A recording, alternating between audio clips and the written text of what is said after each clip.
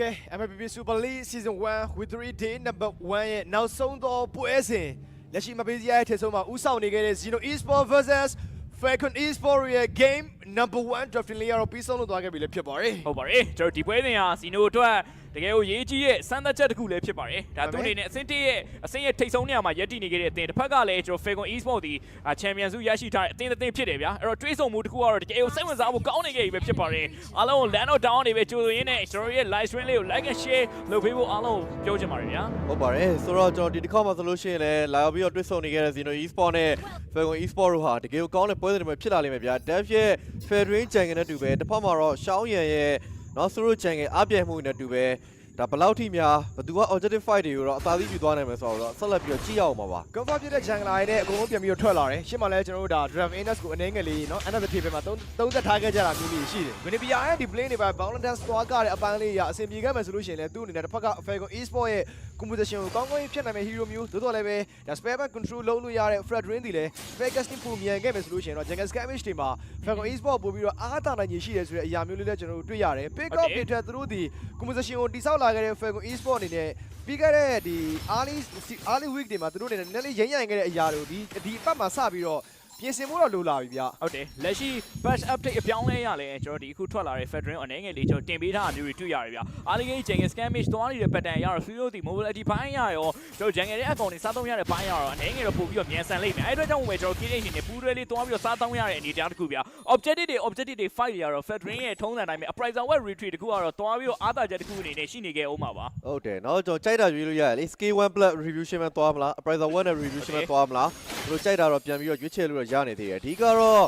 အဖန် hero တွေပေါ့နော်ပြောမဆိုလို့ရှိရင်တော့ Roma အနေနဲ့ကလည်းဒါ K ရဲ့ Tsunami Slam တွေတစ်ဖက်မှာလည်း Guinavia ရဲ့ Violent Dance တွေဒီဘင်္ဂလားတွေကောင်းပြီး pressure ပေးနိုင်တယ်ပြောရင်းနဲ့ပေါ်လမ်းမှာနည်းလေးရှင်းကိုရောက်နေခဲ့ Ramit ကိုတော့ရှောင်းရန်သူ့ရဲ့တော်တော်လေးကို short ပေးလိုက်တယ်ဗျာfirst fire တခုမတိုင်ခင်မှာတစ်ဖက်က Zeno အနေနဲ့တကယ်ကိုပဲသူတို့ systematic ကြတယ်ဆိုတော့ SP ကန်တခုကိုကျွန်တော်တို့သွားပြီးတွေ့ရတယ်ဗျာအဲ့တော့ကျွန်တော် Ramit အနေနဲ့အရန်ကြီး front line မှာသူ့အနေနဲ့မာပေးထားတယ်မို့တကယ်ခက်ခဲသွားတဲ့ပုံစံမျိုးကြီးပြောရမယ်ထင်တယ်ဒါပေမဲ့လည်း Memory PS7 ရဲ့ Chris Bay ကိုနဲ့ Grace အောက်မှာတစ်ဖက်ကလည်း Super Band အနေနဲ့ပြန်ပြီးတော့ချိနေရဆဲပဲနောက်မှလည်းပါလာခဲ့တဲ့ Titan Strike damage တွေအောက်မှာတော့ Bacon Flat ထပ်ပြီးတော့ပါလာဆဲပဲဆိုတော့ရှောင်းရတဲ့ကောင်နဲ့ Super Line နဲ့ပြန်ပြီးတော့ကြီးဖို့ဆိုတော့တိတ်မလွယ်ဘူး Energy Erection တစ်ဖက်ကလည်း Town နဲ့ Human လေးပဲနောက်မှ set ပါလာပြီး damage ကြားမှာတစ်ဖက်က Glory Pathway ကွာခင်းလာခဲ့ damage မှာကျူရှင်းနေတဲ့ Chris Bay ကို Grace အောက်မှာထပ်ပါလာတယ် 4v1 Appraiser Web 2ရှောင်းရှားပြခဲ့ပြီပဲ Zeno Esport ပြန်လဲပြီးတော့ forward ထားရပါဦးမယ်ဒီတစ်ခေါက်မှာလည်း Zeno ပြန်ပြီးတော့ဖတ်နေရတယ်ဗျာနောက်မှလည်း KA တောက်ရှော့ကိုပဲ Titan Strike တွေ Tsunami Slam တွေပေးနေနေပဲ Public ကို coin စပေးလိုက်ရတယ်ဗျာနောက်မှတောက်ရှော့ဆိုလိုပဲရှောင်းရန်ပြန်ပြီးတော့ stand နေနေပဲ KA တကောင်တော့ပြန်ရတယ်ဗျာဒါပေမဲ့လည်း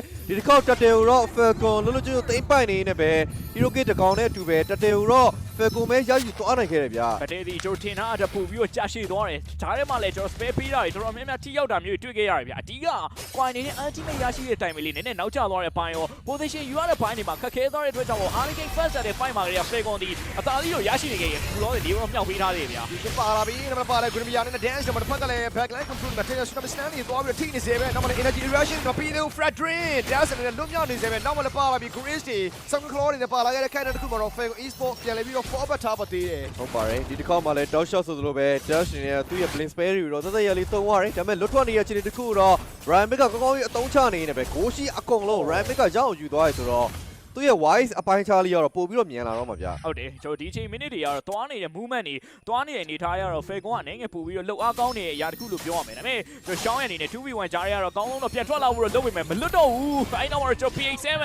ကြေးထပ်ပြီးတော့ကောက်သွားသေးတယ်လက်ရှိအချိန်တွေကတော့ Zeno အနေနဲ့အနေငယ်တော့နေပန်းနေတဲ့အနေထားတစ်ခုလို့ပြောရမယ် line အနေနဲ့ကျွန်တော်သွားပြီးတော့ pick up ဖမ်းပေးမယ်ဆိုရင်တော့ instant အရင်မပြတ်နိုင်သေးဘူးဗျာဒီဟာဒီလေ dropping phase အပိုင်းမှာ CC Leon နဲ့ကျွန်တော်ဒီနောက်ထပ် Bruno Hero မျိုးတွေက carry အနေနဲ့ဖြစ်နေခဲ့တဲ့အတွက်ကြောင့်မို့အချိန်တိုင်းတစ်ခုတည်းတော့ပြန်လဲပြီးတော့ဆောင်သားရအောင်မယ်စတက်များတဲ့အချိန်တစ်ခုရောကျွန်တော် Bruno ရဲ့ critical chance ပေးနိုင်တယ် Haslon နဲ့ Basket Fury ပြီးသွားတဲ့အချိန်တစ်ခုတည်းတော့ကျွန်တော်တို့ဆောင်သားရအောင်မယ်ဗျာအချိန်တစ်ခုတော့မဖြစ်မနေပဲကျွန်တော်တို့ဒါနှစ်သိန်းလုံးအခုပြန်ဆောင်းမဲ့အချိန်မျိုးလို့တော့ပြောရမယ်ပေါ့နော် National Jungle Skirmish အနေထားကိုကျွန်တော်တို့ပြန်ပြီးတော့ကြည့်မယ်ဆိုလို့ရှိရင်တော့ Alligator နဲ့ပိုင်းခြားတွေမှာ crowd control နဲ့ debuff တွေပို့ပြီးတော့များပြားနေခဲ့တဲ့ Falcon Esport ကတိသာပဲစပြီးတော့ဦးဆောင်ထားတယ်နောက်ကပ်ပြကျွန်တော်တို့ဒါ 2K ဆိုတာ Hero K ရကြည့်မယ်ဆိုလို့ရှိရင်တော့အရင်မကွာဘူးဆိုပေမဲ့နောက်ကပ်မှာသူတို့ကတကယ်ကိုပြည့်ပြည့်စုံစုံနဲ့ဒါစပြီးတော့ဦးဆောင်ထားဖို့တော့ကြိုးစားနေဗျအဓိကတော့လေ Guinavia နဲ့ CC တို့စီပြန်ကြည့်ရပါလာပြီ dance က follow damage သိပါမှာ stand strike တွေကြိုးစားနေခဲ့ damage မှာတော့ထပ်ပါလာတယ်ဘာလို့ Tsunami Slam 3v1 ဒီကလာမက Salty out မှာ super light ပြန်ပြီးတော့ကြာတော့ခဲ့ပါပြီဒီကောက်မှာလည်းတကယ်ကိုပဲဖမ်းပြီးွားလုံးဝ surprise ပဲဗျာ flicker လေးနဲ့ပန်းခဲ့တာကောင်းတယ်ဆိုနေမဲ့လည်း follower damage အပိုင်းချတော်တော်လေးကိုနည်းနေရမတွေ့ရတယ် Bruno ရဲ့ combination အချိန်တစ်ခုပြန်ပြီးတော့စောင့်အောင်လိမ့်မယ်ဗျာဘီနီနေတော့သူ hero king တကောင်ရယူသွားနိုင်ခဲ့တယ်လို့ဒီတစ်ခေါက် second title fight ကိုလည်း Falcon ထပ်မံပြီးတော့ပဲကျွန်တော်တို့သိမ့်ပိုက်နေနေနောက်ဝပိုင်းရတော့တော်တော်လေးတော့အားသာသွားခဲ့ကြ။ ဒါရဲ့မြန်မာရဲ့ mechanic ဘိုင်းတစ်ခုကိုတော့ကျွန်တော်မြင်တွေ့လိုက်ရတာပဲပြောအောင်မယ်တကယ်တမ်းအဲ့ pick up ဘိုင်းမှာအချိန်နောက်ထပ် second ဘိုင်းအနေငယ်လေးအတွင်းထိန်းသိမ်းထားနိုင်မယ်ဆိုလို့ရှိရင် Falcon ဘက်မှာပို့ပြီးတော့ကြာသွားနိုင်တယ် follow damage တာပါဝင်ခဲ့မယ်ဆိုရင်ပေါ့ဗျာလက်ရှိအနေထားမှာတော့ကျွန်တော် Falcon ဒီကျွန်တော်ဒါနောက်ထပ် second တာတဲ့ fight တစ်ခုမှာပါတာလီရရှိသွားပြီးတော့ Hannah Strike တွေဘိုင်းတော့ကျွန်တော်ရှောင်းရန်အနေနဲ့ထည့်ထားတယ်ဗျာအပေါ်မှာလည်းကျွန်တော် CC အနေနဲ့လုံးဝ laning phase အဆင်ပြေနေခဲ့ပြီဆိုတော့နည်းနည်း defense တစ်ခုပဲပြန်လဲပြီးတော့စောင့်လာရအောင်မယ် energy reaction တွေပြရမယ် Chuchin နဲ့ Grace ကျွန်တော်ပါလာပြီ Chris Bacon 3v1 နဲ့ Quan ကပ်ပြီးတော့ရှိနေစပယ်နောက်ကလည်းပါလာခဲ့တဲ့ damage မှာ Glorious တော့ကိုပြန်ခင်းသားလို့ပါလာခဲ့ regeneration damage မှာ Southern Claw K-Race နဲ့ Flicker ထပ်ပြီးတော့ပေးထားလိုက်ရပါပြီ ဒီတစ်ခေါက်မှာလည်းတော့ပြန်ပြီးတော့ flicker တွေသုံးပြုတ်နေတယ်ပဲ KA လွတ်မြောက်သွားရတာမျိုးတော့တွေ့ရတယ် Dash ကတော့တော်တော်လေးတော့မာရီကျော်ရှိနေရဲဆိုတော့အခြေအနေတစ်ခုမှာသူ့ကိုဖြတ်ဖို့ဆိုတော့ဒီအချိန်မှာတော့မလွယ်သေးဘူးဗျာ early game damage တွေမှာ Bruno ရဲ့ combination တွေရဲ့ damage တွေလိုအပ်နေတယ်လို့ late game မှာလည်း season ရဲ့ buff တွေကိုစောင့်ကြည့်ရမယ်ဆိုနေပေမဲ့ now cap တစ်ခုရဒါကွာမှုကလည်းတဖြည်းဖြည်းချင်းနဲ့ကြီးမားလာနေရအောင်လဲဒါထွက်ထွက်လို့တော့မရဘူးဗျ Dash ကတော်တော်မှာပေးနိုင်တယ်နော် item ရဆိုရင်တော့ model Ascent နဲ့ကျွန်တော်တို့သွားနေတဲ့အရာဒီဖျားပြီးတော့သွားနေကြတာပေါ့ဗျာ armor လေးတစ်ခုနဲ့ဒီ magic defense ဒါတည်လို့ရတဲ့ကျွန်တော်အင်ဂျီလေးတစ်ခုနဲ့ပဲဗျာဒီအားတစ်ခုမှာတော့မှ CC ရဲ့ damage ပိုင်းဆိုင်ရာကိုအများကြီးကျွန်တော်ထိန်းချောင်းပေးထားနိုင်တယ်လို့ပဲပြောရမယ်ဘိုးလေးနဲ့တကောင်ကြားထဲမှာလည်းကျွန်တော် network ဘိုင်းရရောကျွန်တော်ဒါကွာချမှုရှိနေခဲ့တယ်တစ်ဖက်မှာကျွန်တော် Beanie ကတော်လေးအဆင်ပြေနေခဲ့တဲ့ရာကပတ်လေးတော့သွားပြီးတော့ဖမ်းပေးထားတယ်ဗျာ Haslot တစ်ချောင်းပဲပြီးနေခဲ့တယ်သူ့ရဲ့ဒီ volley shot damage တွေကထင်လောက်ကြီးတော့ထွက်နေအောင်မှာတော့မဟုတ်ဘူးနောက်ထပ်ကျွန်တော်ဒီ mechanic နဲ့အဝင်စားကာလာတစ်ခုထိတော့ Zeno ဒီ defense နဲ့လုံရင်းနဲ့ပဲ fan made တစ်ခုကို focus လိုက်တာပို့ပြီးတော့ကောင်းပါလိမ့်မယ်အဓိကခုန SD ပြောခဲ့သလိုပဲ Bruno နဲ့ကျွန်တော် Sicilian ရဲ့ damage တွေမဖြစ်မနေပြန်ပြီးတော့စောက်စမ်းနေရတဲ့ကာလာတစ်ခုပြန်ရောက်လာတယ်ပေါ့နော် early game chat ဘိုင်းတွေဒီ skirmish ဘိုင်းတွေမှာ blind space တွေကိုပြန်ပြီးတော့ကြည့်မယ်ဆိုလို့ရှိရင် Vinny နဲ့ Fan နဲ့အတော်လေးတော့ကောင်းတယ်ဒါပေမဲ့သိမလို့ကြောင့် 4v1 မှာတဲ့ point ဖတ်ဖို့တော့မလွယ်တော့ဘူးဘာလဲပေးလာပြီးတော့ 3v1 damage ဒီအောက်မှာတော့ point လွတ်မြောက်နေတဲ့ Chris ဒီအောက်မှာ Chris and Bacon နောက်ရှော့ later position damage မှာ 3v1 4v1 နောက်က strike ဒီအောက်မှာတော့ PS ပဲပြန်ချခဲ့မယ်နောက်ဒီကောင်ထပ်ပြီးတော့အစောဆုံး snap နဲ့ 4v1 damage အမ later ထက်ချရင်လည်း Benny 1 for 2 trade ပြန်လည်းပြီးတော့ရောက်ထားခဲ့ပါပြီ ဒီတစ်ခေါက်မှာလည်း Hero King နှစ်ကောင်လောက်ထိကိုပေးလိုက်ရတဲ့ပြင်မှာဒီထဲမှာတော့ later ပြန်ပြီးတော့ပါသွားခဲ့တဲ့ချက်တစ်ခုကတော့တော်တော်လေးတော့ Zeno တို့အထိနာသွားပြီဗျာတက်တက်သုံးလုံး Falcon လို့ကြိုးရောက်နိုင်ခဲ့သလိုဒီတစ်ခေါက်မှာတော့ later over တခါရဲ့အဆုံးသတ်ပေးလိုက်နိုင်တယ်ဗျာ online first tower တွေပါပြန်လည်းပြီးတော့ပေးနေနေပဲဒါတောက်လျှော့ဆိုသလို Falcon ဘက်ကနေပြီးအသာစီးရလာပြီဒီအခြေအနေတစ်ခုတော့ Zeno ပြန်ပြီးတော့ဟန်တားနိုင်မှာမလားပြောမှဆိုလို့ရှိရင်တော့ Granger ရဲ့ Golden Time ကဒီအချိန်ကနေစတင်ပြီလို့ပြောလို့ရတယ်ဗျာဒီလည်းဒီ passive လေကျွန်တော်ဒီအချိန်မှာရရှိလိုက်သလို left fit roll ပါပြီးသွားပြီဆိုတော့နောက်ပိုင်း minute တွေကြာရင်တော့ BNC ကထွက်လာမယ် Rusty နဲ့ Dash Sonata damage တွေကိုတော့ front line နိုင်သေချာလေးခံပြီးမှတော့ရမယ်ဗျာလက်ရှိနေထားမှာဒါ3ရက်ရလိုက်တဲ့အတွက်ကြောင့်တော့နောက်ထပ်ထွက်လာမယ့်ຢာဒီမှာ snowball တစ်ခုတော့သူတို့သွားဖို့တော့ပြင်ဆင်နေပြီ mid lane မှာရှိတဲ့ first down round ရရင်တော့မှအတင်းဝင်တိုက်ပြီးတော့ယူလို့ရတယ် Dash ကိုလည်းဖြတ်ပွဲဖို့ခက်ခဲနေတဲ့ကိစ္စတစ်ခုက Zeno အတွက်နိုင်ငံတိုင်ဖက်နေလို့ပဲပြောရပါအောင်မယ် Balance in the way မှာလည်း Chuchin Bacon plan နဲ့ King Spree by Benny Double King က back line control 3v1 tsunami snap အောက်မှာတခါတော့တန်းချဖို့တော့များတယ်ရှောင်းရဲပါ Dash အဆုံးသတ်နေပဲ 3 man down သွားတဲ့ခိုင်တဲ့တစ်ခုမှာတော့ Zero Esport တဖက်ကအရင်တော့တိတ်တော့မလွယ်တော့ပြန်ဘူးဗျာဟုတ်တယ်တောက်လျှောက်ဆိုလို့ဗဒေးဆိုင်နေခဲ့တဲ့ဆိုတဲ့အခြေအနေတစ်ခုမှာဆိုလို့ရှိရင်လည်းအောက်လန်းကိုတော့ Ramit ကအပိုင်ချိုးတာဗျာပြောမှဆိုလို့ရှိရင်တော့ဗဒေး combination မှာ Ramit ဒီအားနေဆိုနေမဲ့အပေါ်လန်းအောက်လန်း tower တွေယူတဲ့ပိုင်းမှာတော့ Ramit ကတောက်လျှောက်ကိုအကုန်လုံးကိုပတ်ပြီးတော့ချိုးတာဗျာတက်က400ကျော်ထိပါကျွန်တော်တို့ဒါပြန်ပြီးဖြစ်သွားတော်တော်များတဲ့ stat တစ်ခုလို့ပြောရမယ်ဗျာ10 minutes ဆိုတဲ့အချိန်တစ်ခုနေပဲရှိနေသေးတယ် Granger ရဲ့ stat တွေပုံများလာလို့ရှင်တေချာတော့ဒါ scale 1 rusty dash sonata တွေကတောက်လျှောက်ပြန်ပြီးထုနေလို့ရပြီရှေ့မှာကျွန်တော် damage taken လုပ်ပေးဖို့အတွက် coin over တော့မှရိုင်းခံနိုင်ဖို့သိမ့်မတွေ့ဘူးဗျာကျွန်တော်ဒါဝဲနေနေ anti-duress ဆိုပါတော့ပြီးသွားလို့ရှင်တော့ခဏဒါတော့ရက်တီကိုရက်တီပေးနိုင်တယ်ပေါ့နော် dash down လုပ်နေတဲ့ကိစ္စတစ်ခုလေတို့အနေနဲ့ဖြည့်ရှင်းအောင်မနက် energy reaction ထပ်ပေးထားဖို့တော့ကြိုးစားနေတယ်တစ်ဖက်ကလည်း cutting goal လေးပြန်ကြည့်နေတဲ့ခက်တဲ့တစ်ခု glorious buff တွေတစ်ဖက်ကလည်း coin ပေးထားတဲ့ damage အောက်မှာ body shot နဲ့ sun glory buff တွေလိုက်ပါလာသေးရဆိုပေမဲ့ damage မလောက်သေးဘူးဆိုတော့အချက်တစ်ခုတော့တစ်ဖက်ကလည်း Zeno Esport အနေနဲ့ဆက်ပြီးတော့ခံစားနေရသေးပဲအဓိကသူတို့တာခဲ့မယ်ဆိုလို့ရှိရင်တော့ Fred Drain တို့နောက်ကပါလာမဲ့ CC တို့ကိုဖြည့်ရှင်းရအတော်လေးတော့ကောင်းနေဗျာဒါပေမဲ့တစ်ဖက်က Falcon Esport အတားရတဲ့ခက်တဲ့မျိုးကတိတ်တော့မလွယ်တော့နောက်မှာပါလာပြီး dance တွေကြားမှာ 4v1 3v1 Tsunami Slam Dinosaur တွေပါလာတော့1 man လေးပဲ 4v1 damage မှာ coin ထက်ကြဖို့တော့များနေတယ် Amster Pepper နဲ့ Benny please cutting goal နဲ့ damage မှာ energy reaction ထပ်ပါတော့ကပါလာခဲ့ Rusty ကြောက်ချက်တွေအောက်မှာနောက်တစ်ချိန်ထပ်ပေးရတာ please ဒီအောက်မှာအဲ့ဒီတော့ after to Benny Double King တို့နောက်ထပ် 2 man down တော့ထပ်ပြီးတော့သိမ့်ပိုက်ထားနိုင်ပါသေးတယ်တောက်လျှောက်ဆိုသလိုပဲ Hero King တွေကိုတော့ Falcon Esport တွေကတော့အပိုင်နိုင်ဆုံးပဲရယူထားခဲ့တာပဲဖြစ်ပါတယ်ဒီတစ်ခေါက်မှာလည်း later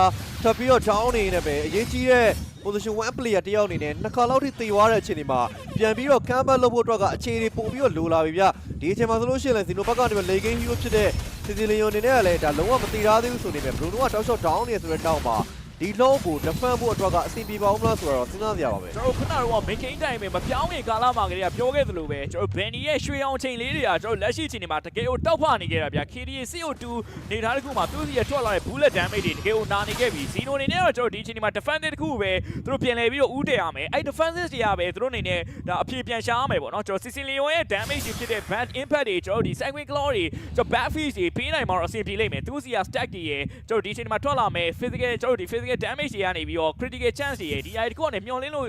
ကောင်းရနိုင်လိမ့်မယ်ဒီချိန်ဒီမှာကျွန်တော်ဒါပေးရမယ်ဆိုရင်တော့မှ mega sheet နဲ့ကျွန်တော်ဒီ mega တလိန်းလောက်ထိပေးရအောင်ပေးရနိုင်တယ်နောက်ထပ်2မိနစ်3မိနစ်5မိနစ်ဝန်းကျင်လောက်ထိထပ်ဆောင်ပြီးတော့သူတို့လိုအပ်နေတဲ့ item တွေကိုပြန် fan မှာတော့ရမယ်လက်ရှိအနေထားမှာတော့ကျွန်တော် goal နဲ့တကောင်ကြားထဲမှာနောက်တော့တော်တော်လေးပြတ်နေရဗျ 316k ကို cap လောက်တစ်ခုကိုရှိနေကြတဲ့ individual now get တစ်ခုမှာတစ်ဖက်ကလည်း Grand Giant Resty နဲ့ Super Bullet damage တွေကိုတစ်ဖက်က Zeno Esport frontline hero တွေနဲ့ခံစားနိုင်မှုဆိုတာတော်တော်လေးခက်တဲ့အနေအထားမျိုးလို့တော့ကျွန်တော်တို့ပြောရလိမ့်မယ်တစ်ဖက်မှာလည်း energy reaction တောက်လျှောက်ပါလိုက်တဲ့ cutting of blades တွေကိုအသုံးချပြီးတော့တောက်လျှောက်ပဲကျူရှင်ရဲ့ course rate နဲ့ control လုပ်ပေးနေကြတဲ့အနည်းတူပဲဒီ law နဲ့တူ Falcon Esport ထပ်ပြီးတော့တက်လာခဲ့ပါပြီကဲလောကတော့အောက်ကနေပြီးတက်လာနေတာမှာကာတင်ကောတွေပေးပြီးတော့စူးစမ်းကာတင်ကောပေးတိုင်းတော့မှာ Robinson line နဲ့ပြန်ခီးတယ်ဗျာအဓိကလိုချင်တာကလည်းသူတို့လုံးဝ mega tower ပဲဒါပေမဲ့တစ်ဖက်မှာလည်းပြန်ကြည့်မယ်ဆိုလို့ရှိရင်တော့ Zeno ဘက်ကနေပြီးတော့ mega တလိန်းတော့ကျိုးထားပြီ channel တဲ့ mega တွေပဲ Falcon နေနဲ့ထပ်ပြီးတော့ try မှုတော့ consi နဲ့တက်လာပြီဗျာလက်ရှိအနေထားမှာဝင်ထောက်ဖို့တော့ကြိုးစားတယ်အော် Hammy ကိုလုံးဝင်မယ်ဆွဲတော့ခေါ်လာခဲ့ပြီဗျာ Tsunami stand in a 2v1 got life and Benny 4 with the fire situation တစ်ဖက်ကလည်း Rusty 6တက်တဲ့ damage မှာကားတဲ့ bans တွေအောက်မှာ ban just ပြန်ခွင့်ခဲ့ရမယ် Ramet ကိုထက်ချရတဲ့ခိုင်တမှာ 1-for-1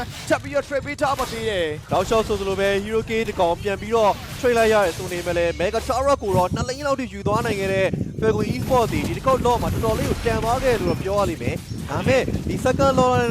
လောက်နဲ့ဖြတ်နိုင်မယ်ဆိုလို့ရှိရင်တော့ Falcon တော့ကတော့ပို့ပြီးတော့အဆင်ပြေလိမ့်မယ်ဗျာလေဂိမ်းပိုင်းတွေမှာ Super Bug ဒီတခါမှမကြရသေးဘူးဆိုတော့အချက်တစ်ခုလည်းကျွန်တော်တို့ဒီမေးထားလို့တော့မကြသေးပါဘူးလက်ရှိအချိန်ဒီမှာသူတို့တို့ကကျွန်တော်တို့ဒီမိနစ်ရတဲ့ပိုင်းက3မိနစ်လောက်ဝန်းကျင်လောက်တော့ရမယ်နေတူလောက်ပေါ်လာမယ်10မိနစ်ရေကျွန်တော်သွားပြီးထောင်းမဲ့အရာတစ်ခုရေပေါ့ဗျာအဲ့အရာတစ်ခုအချိန်တွင်းမှာလိုအပ်နေတဲ့ item တွေပြန် fan မှာတော့ရမယ် later အနေနဲ့တော့ Malefic Gun တော့ပါလာပြီဒီတိုင်းဆိုရင်တော့ကျွန်တော် item 3ခွက်ပြီးသွားပြီလို့ကျွန်တော်တို့ယူဆလို့ရတယ်ဗျာအဲ့ဒီဘက်မှာလည်းကျွန်တော်တို့ဒါ Super Band အနေနဲ့ item လေးတွေပြီးနေပြီပေါ့နော်ဒီတိုင်းဆိုရင်တော့ all in mega ကတော့ကျွန်တော်ခွင့်ပြုပေးရဖို့များလိမ့်မယ်ဗျာ Falcon ဒီတစ်ခေါက်လို့တော့လုံးဝ position နဲ့ဒါ data ယူပြီးဆိုင်ကောင်းဆန်နိုင်တယ်ပေါ့နော်တလုံးက lane on free စားတယ်ပေါ်လာမှာပဲကျွန်တော် lane face ကို pressure ပေးပြီးသူတို့အနေနဲ့ယူလို့ရတယ်ဗျာတကယ်တော့ကျွန်တော် Zeno အနေနဲ့သွားယူမယ်ဆိုရင်တော့မှလက်ရှိအနေထားမှာတော်တော်လေးအန်နေများတဲ့အနေထားတစ်ခုလို့ပဲဆိုရပါလိမ့်မယ် back control တော်လေးကိုဆုံးရှုံးထားတဲ့ပြည်မှာ now gap ကလည်းနှစ်သိန်းကြားထဲမှာတော်တော်လေးကိုကွာဟနေတဲ့ခြေမျိုးဆိုတော့သူတို့အရင်ရောသွားလို့တော့မရဘူးဗျာရှေ့ကကျွန်တော်တို့ mention လုပ်ခဲ့သလိုပဲသူတို့ရဲ့ high ground defensive တစ်ခုကိုတော့ပို့ပြီးတော့ဦးစားပေးတာကောင်းလိမ့်မယ်ထင်တယ်ဒါမှလည်းပဲနောက်ပိုင်း lane game မျောလင်းချက်နေတဲ့ဒီ Bruno ရဲ့ volley shot ရဲ့ကျွန်တော်တို့ပြန်ပြီးတော့ရှိလာသလိုတစ်ဖက်ကလည်း stat တွေပြေးလာခဲ့တဲ့ Sicilian ထပ်ပါလာတဲ့အနေအထားမျိုးဆိုတော့ Juramas ပုံစံမျိုးတွေဟာ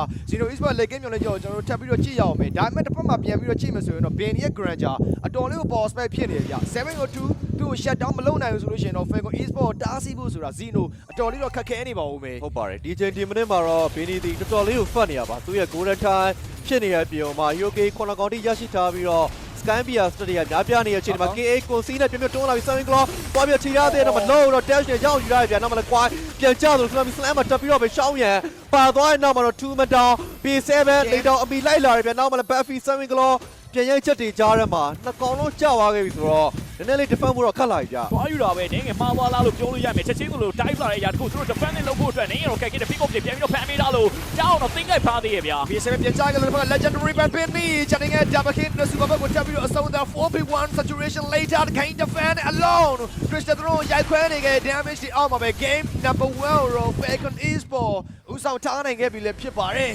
တကယ်ကိုကောင်းတဲ့ပုံစံကောင်းတွေကိုတော့ Falcon Esport ဒီနေ့ပွဲစဉ်မှာပြသနေရင်းနဲ့ပဲ Zeno Esport လိုမျိုးမပေးစရာရဲ့ထိပ်ပိုင်းနေရာမှာရှိနေခဲ့တဲ့